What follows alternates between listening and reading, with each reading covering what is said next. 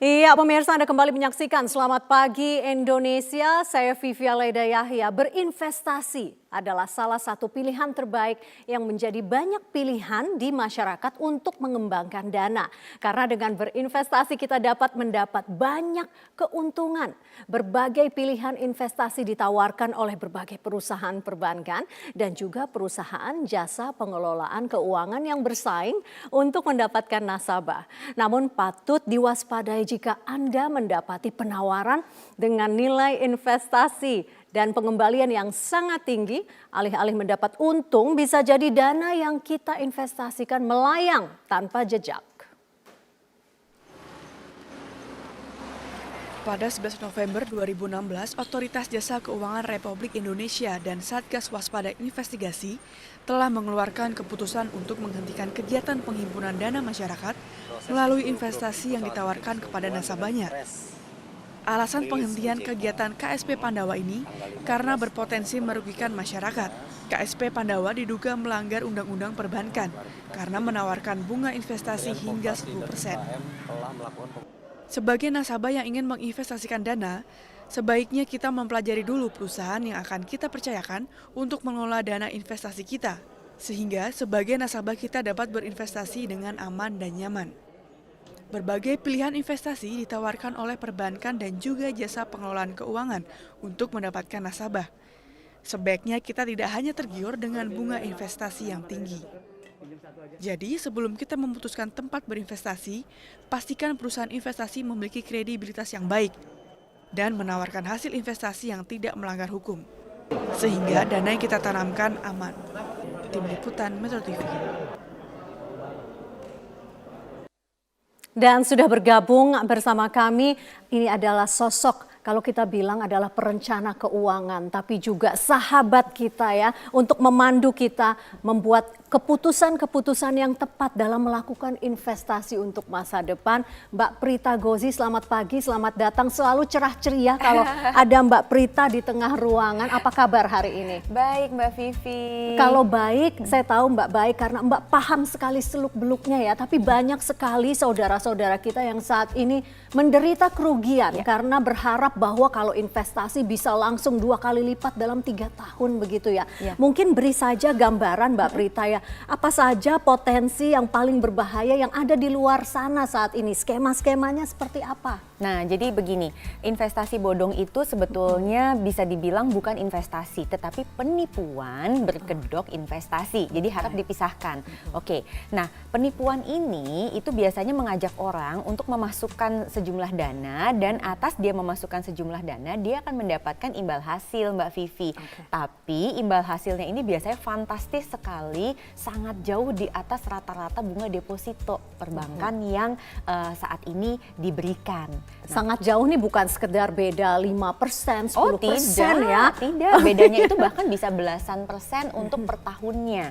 Kalau tidak seperti itu mungkin orang tidak akan tergerak untuk memasukkan dananya ke investasi yang sebetulnya adalah penipuan tadi. Oke, kita banyak dengar ya, misalnya investasi di bidang perkebunan, kemudian ini emas bisa berlipat ganda begitu ya. Saya tidak bermaksud bukan berlipat ganda yang itu ya, tapi kemudian dibungkus dengan sistem yang kelihatannya sangat canggih begitu ya. Nah, bagaimana ya kita kalau apalagi ada sosok orang yang menurut kita bisa kita percaya begitu ya, om kita sendiri begitu ya. Nah, bagaimana kita menyikapi hal-hal seperti itu? Nah, kewaspadaan ini yang sangat penting dan kita tidak boleh serakah. Sebetulnya itu kunci nomor 1.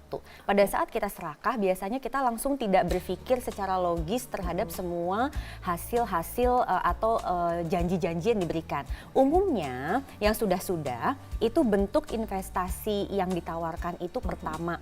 Ada yang bentuknya produknya itu emas. Kemudian tapi emasnya tidak kita pegang tetapi disimpan oleh orang lain. Atas simpan itu kemudian kita dapat bonus. Nah, ada lagi yang bentuknya adalah perkebunan. Nah, perkebunan ini kan jadi agak rancu karena memang mungkin saja kita ikut bisnis perkebunan, tapi ini bukan penipuan, tetapi ada juga yang hampir mirip tapi penipuan. Oke, saya ingin di emas dulu ya. Apa yang salah kalau misalnya emasnya bukan kita yang pegang, Mbak Prita? Oke, karena begini, berinvestasi di aset seperti emas itu adalah investasi fisik sebetulnya, Mbak Vivi. Kalau investasi fisik, maka sebaiknya emas itu dipegang oleh kita.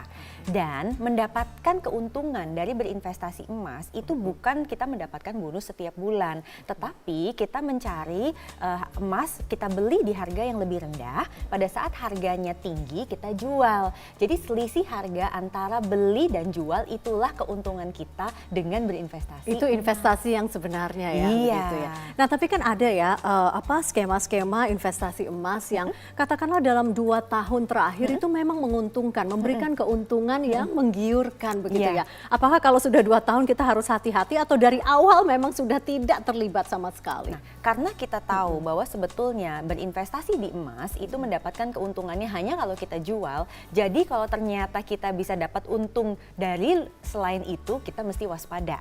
Nggak usah tunggu 1 tahun, 2 tahun, atau 3 tahun, Mbak Vivi. Karena sebetulnya gini, di tahun-tahun awal, setahun 2 tahun, pasti dia bayarkan bonus-bonus itu dengan tujuan supaya menggait masa yang lebih besar lagi. Dan dia akan mendapatkan testimonial dari orang-orang yang ikut di skema-skema awal. Dia bilang, oh itu bener kok, saya beneran dapat. Akhirnya kan semua orang jadi, oh iya ya, oh dia ditunggu sebulan dapat, 2 bulan dapat, saya ikutan deh. Lama-lama mungkin tahun ketiga barulah itu mulai macet gitu kondisinya. Tapi yang harus kita pahami juga Mbak Vivi bahwa meskipun kita ikut yang di tahun pertama, kalau saya itu melihatnya bahwa kita ini bisa zolim kepada orang lain yang ikut di belakang.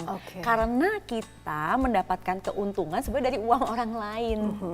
Berarti tidak boleh sama sekali ya, lebih baik ya. Kalau Oke, investasi itu kan harus baik untuk semua Tadi orang. ada 2 ukuran yang tadi disampaikan Mbak Prita, jangan serakah dan jangan sampai zolim sama orang ya. Nah, kalau misalnya skema yang berbeda, katakanlah perkebunan begitu, apa yang masih beredar di tengah masyarakat saat ini sehingga benar-benar menggiurkan? Nah, sama, kita memasukkan sejumlah dana, kemudian konon kita katanya punya sepetak tanah, kemudian nanti kita akan dapat untung. Nah, perkebunan itu kan juga sebenarnya sistemnya hampir serupa. Kita tanam bibitnya, kemudian nanti setelah panen dijual. Jadi kita juga baru akan dapat untung setelah siklus panennya itu berjalan. Nah, ini juga serupa. Kok iya panen aja belum kita udah bisa dapat bonus, kan itu kita mesti waspada. Dan hal yang kedua lagi adalah yang namanya perkebunan itu, bisnis berkebun itu kan ada siklus dan ada musim, dan bisa juga terpengaruh oleh climate. Jadi weathernya, cuacanya seperti apa itu bisa berpengaruh, panen bisa gagal. Kok ya bisa ya, ini apapun kondisi Indonesia itu dia berhasil terus dan bisa menjanjikan untung segitu, kan kita mesti waspada tuh di situ. Mbak Itu Vivi. 2 hal yang sering kita dengar ya. Tapi Mbak Prita, ada skema yang membuat Anda juga, maksudnya sebagai seorang perencana keuangan yang handal, Anda juga kaget kok bisa sangat sophisticated begitu ya, dan dibeli oleh masyarakat. Skema apa itu, Mbak? Itu biasanya skema Ponzi. Kenapa? Karena kalau skema Ponzi biasanya dia menggunakan public figure atau misalnya orangnya itu tuh terlihat memang sangat bonafit.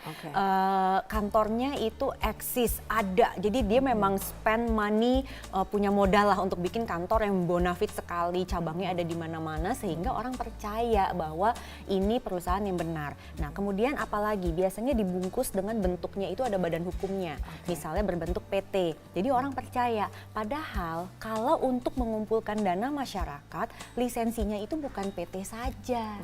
Tetapi memang harus mendapatkan lisensi untuk dapat mengumpulkan dana masyarakat. Nah, dalam hal ini diatur oleh Otoritas Jasa Keuangan. Oke, berarti harus ada izin sebagai lembaga keuangan ya, karena dan itu sudah diatur oleh OJK gitu. Betul. Kalau cuman PT kemudian menarik dana itu sudah ilegal berarti Sebetulnya tidak boleh, jadi itu ya resiko di tangan Anda masing-masing. Kalau Anda mau ikut ya silakan aja, tetapi kalau sampai bodong ya nggak boleh protes kemana-mana Oke, gitu. tidak ada badan yang melindungi kita. Betul begitu sekali. Ya? Oke, nah kalau di Indonesia, kalau bicara skema Ponzi yang paling sederhana begitu ya, bentuknya seperti apa Mbak? Apa yang dijanjikan begitu? Nah, biasanya tuh dia punya, jadi kita biasanya tidak diajak oleh teman. Jadi misalnya nih, katakanlah hypothetically Mbak Vivi adalah anggota yang pertama. Kemudian Mbak Vivi ajak saya, nggak seperti itu. tertentu. Tetapi memang ada satu orang yang dia berfungsi sebagai tenaga marketing atau pemasaran. Dia tugasnya memang mencari anggota-anggota baru. Nah, itu yang dijanjikan seperti kita masukkan uang ke deposito. Jadi oke, masukin segini, nanti setiap bulan dapat untung minimal 2%. Oke. Orang tergiur lah Mbak Vivi, apalagi 2% setiap bulan. zaman ya. sekarang Oke. inflasi tinggi, kebutuhan banyak, maunya banyak, mau akhir tahun, mau liburan cepet, liburannya maunya ke Eropa, sebelumnya nggak punya uang, wah lumayan nih dapat 2% gitu. Oke, Mbak, kalau begitu kan pasti ada ukurannya. Tadi ya misalnya kalau dipakai rasa ya tidak boleh zolim atau tidak boleh serakah, tapi pasti ada formula yang baku. Mbak Prita punya formula 72. Maksudnya seperti apa ya Mbak ya formula 72? Mungkin Mbak bisa jelaskan begitu ya. Boleh. Yuk Mbak, kita ke plasma formula 72. Kirain itu apa? Bukan resep gitu ya. Tapi nanti Mbak akan menjelaskan di sini seperti apa formula 72 dan nanti ya Mbak akan hitung-hitung sedikit begitu ya. Boleh. Itu sederhana kan Mbak menghitungnya Sederhana ya? sekali, semua orang pasti bisa, tidak perlu kalkulator yang sophisticated, kalkulator dagang biasa pun bisa. Oke, baik Mbak Prita, tetaplah bersama kami. Kami segera kembali dalam Selamat Pagi Indonesia.